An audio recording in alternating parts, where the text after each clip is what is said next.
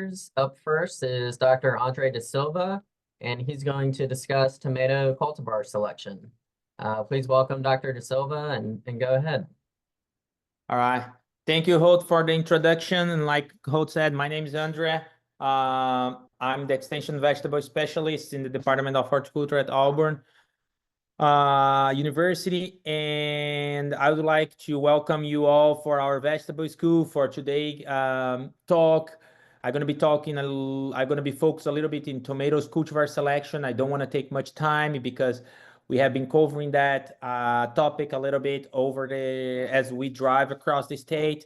Then we're going to talk a little bit about nutrient management because I wanted Dr. Cremones, that's going to be our next speaker, to focus on insects that we have for tomatoes. So let's start with tomato cultivars. Tomatoes grow all across the state, and a lot of people have been asking what to grow, what type of tomato to grow. So today I will be focusing much more on field cultivars. If you are in a greenhouse or in a high tunnel, we can have a different conversation. But what I would like you guys to see is that in the past 3 or 4 years, we have been doing several variety trials. The results that I will be showing you guys here is from a variety trial from last year's. Why I'm saying this, it's because every year is different. There are years you have like warmer conditions. There are years that you have a little bit more heat stress. There are years that you have a lot of rain. It's good for disease. So you need to keep in mind that every year is different than the others. So if you are already expecting some different weather conditions, what I would recommend you guys is to enter in in our cultivar handbook. Just access ACES, the ACES website, and right there, cultivars, vegetable variety cultivars for tomatoes. It's gonna show you the variety handbook, the cultivar handbook, and you can see for several crops. So for last years, those are the cultivars that we tested, the 3588, a very good cultivars. The Temecula, which was also good. Mountain Jam is an old variety that is in the market, but it's still good adapted for our region, mainly if you are in the mountains. Tulare is a considerable new variety that we would recommend. Big Beef Plus, it's a variety that we have been testing for the last 3 years.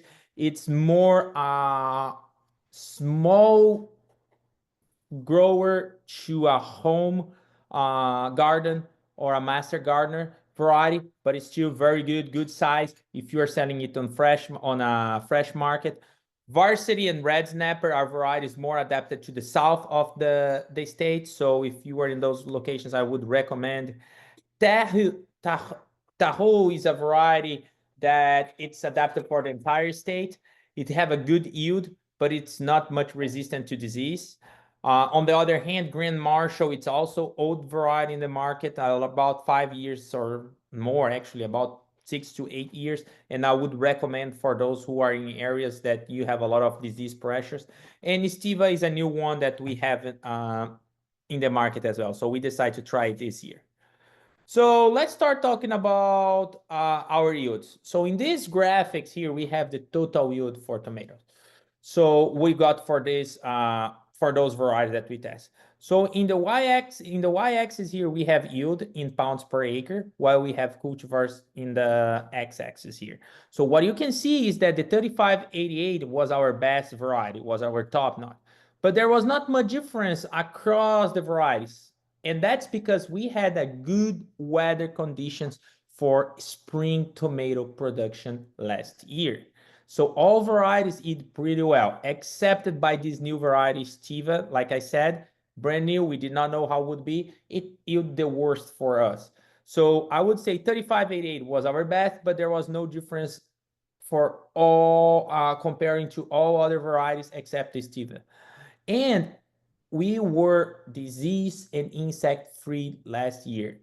Was wonderful weather conditions. We were during this particular season that we grew our tomato. So our planting date was around end of March, early April. This trial was conducted in Chilton, so center region of the state, and we harvested by August. So it was very good season for us. If we switch gears a little bit for what variety yield better in the first and second harvest, I would like to show you guys this graphic.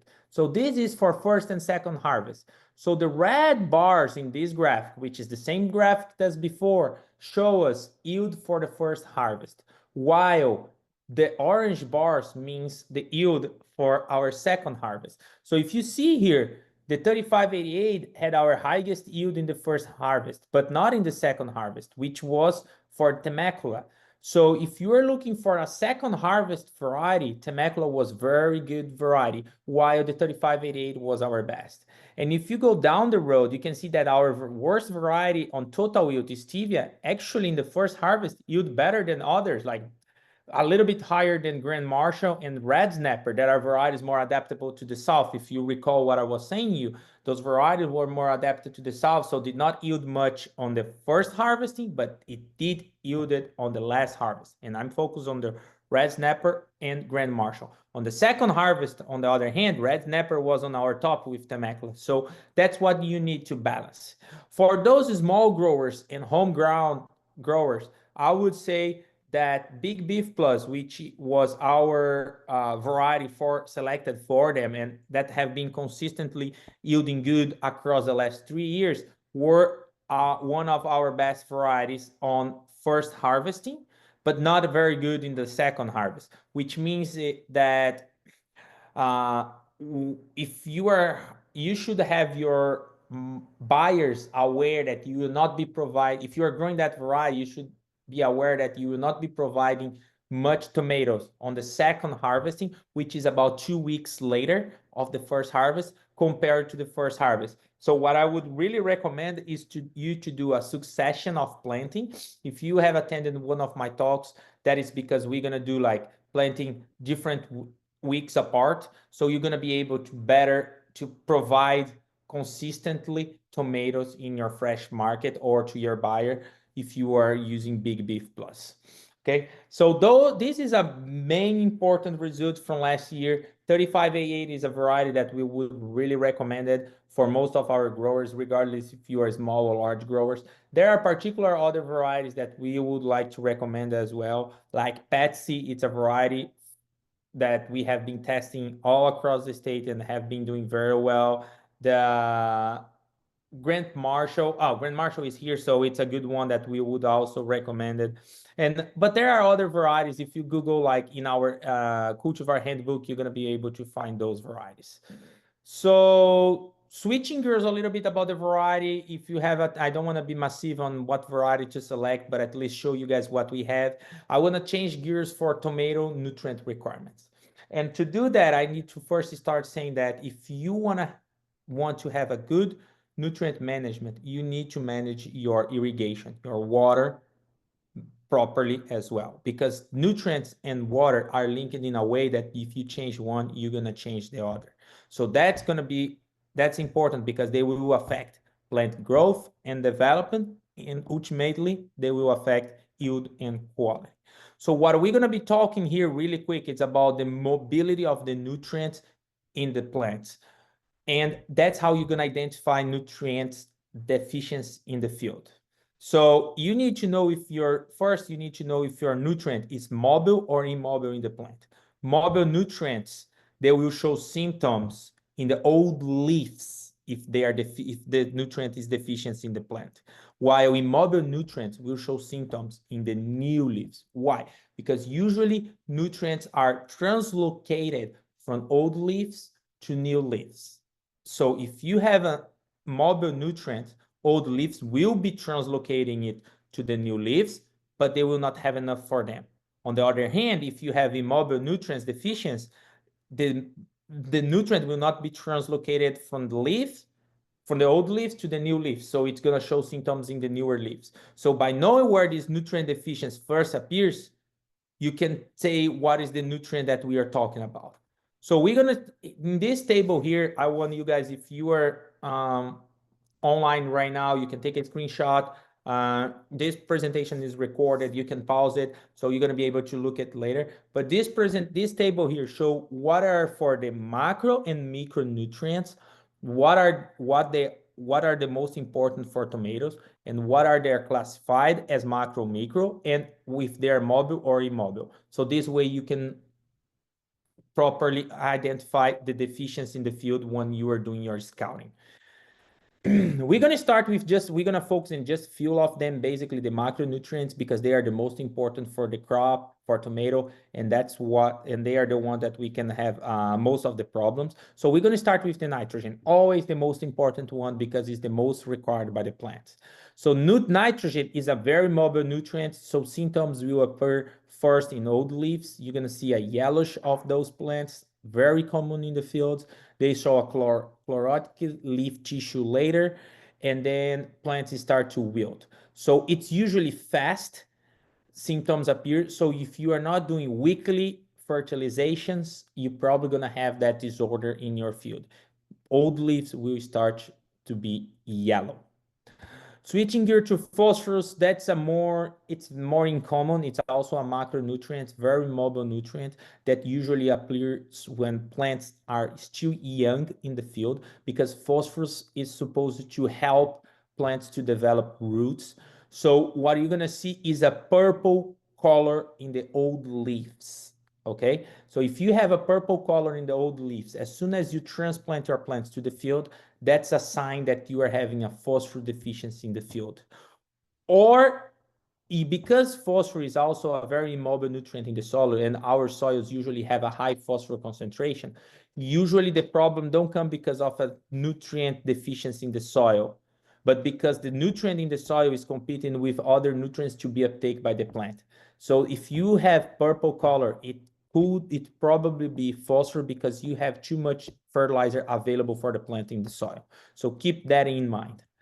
When we change it for potassium, which is our third and nutrient talking today, which is also mobile nutrient, but in my opinion, it's the second most important nutrient in the plant for tomatoes, you're going to see symptoms very similar to nitrogen, which is a chlorose or a yellowish of the leaves.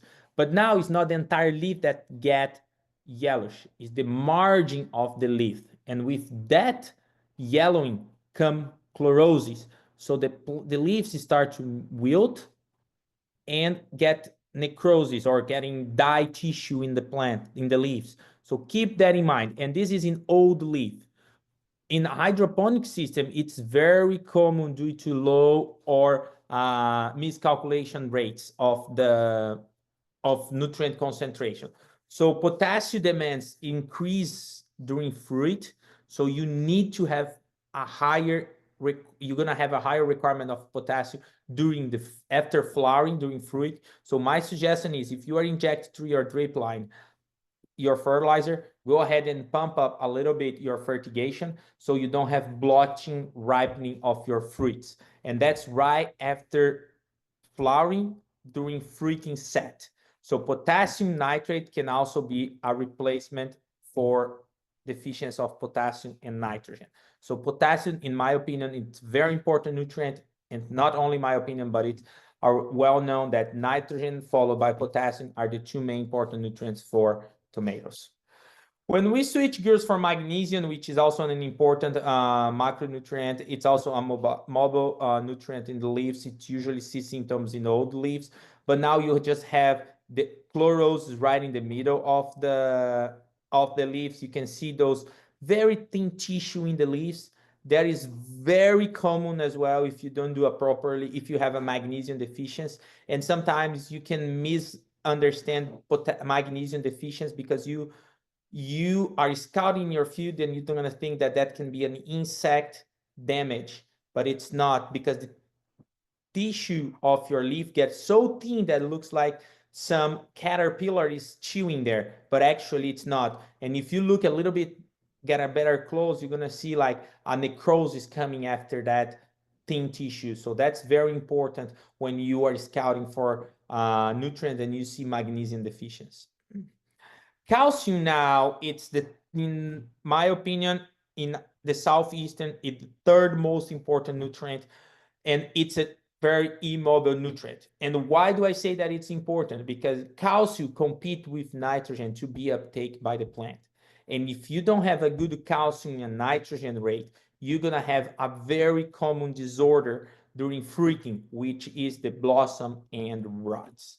So calcium is very important nutrient that you need to make sure that you have enough in the soil, but not in concentrations that it's going to be compete with nitrogen. And that's very important for every single grower, regardless if you are a large grower or a small grower, because even if the fruit has a small dying tissue or a small rotting in the blossom end, already make your fruit unmarketable. And this is set by the fruit during fruit setting.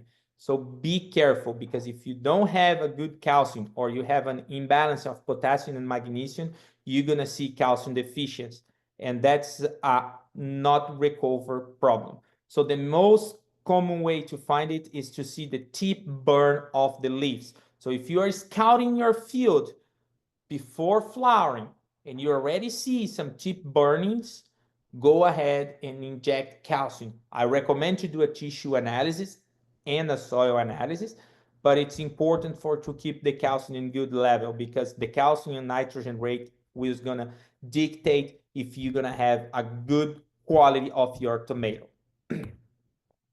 Iron is also common here, but not very. You're gonna see some chlorals on young leaves because it's an immobile nutrient, and those yellows should come in the shoot tips, which means is in the new leaves, and it's usually early in the season. So if you have severity, your new leaves is gonna be even white. So keep that in mind. Iron can be a problem, not very common, but it's still a problem in our state, as well as boron, which boron you're gonna see the break of the petiole. So if you see this breaking of the petiole in your tomato plants, usually appears during the vegetative stage when plants are growing, when the stems are growing, you're gonna see that is a boron deficiency. So plants will stun, they will not grow if it's early in the season, while fruits will have a hollow gaps, as you can see in this photo here. So keep that in mind if you are scouting for nutrients. That boron can also be found in our state if not properly supplemented.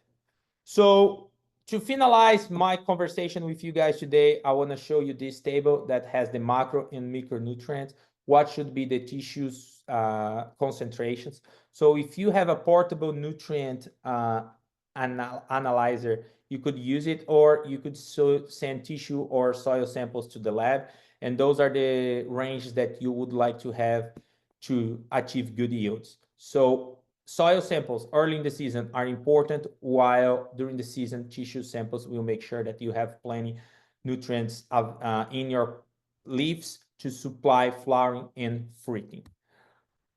With that, I would like to finalize talking a little bit with disorders. Sun scouting, very common in our state. If you don't have a good coverage of your canopy, you're gonna see sun burning. You're gonna see also crackers in your fruits. This is caused by rapid growth of the fruits due to excess of water or after rainfall events. While on internal white tissue, like I said before, it's a potassium deficiency. That's why I said that potassium is our second and most important nutrient to track, while nitrogen is the first one, because nitrogen will ensure your canopy has the coverage and avoid sun scouting.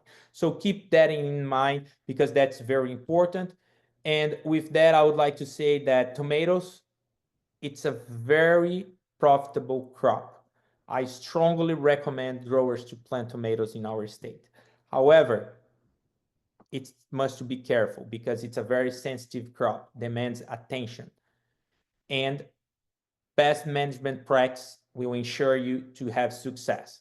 While I'm tackling only cultivar selections, focus on weather management based on the weather, and nutrient best management practices, insect and disease are also a problem in our states, and Dr. Cremons will be focusing on that. So being very sensitive and taking a good care of your tomato crop is going to make you be profitable.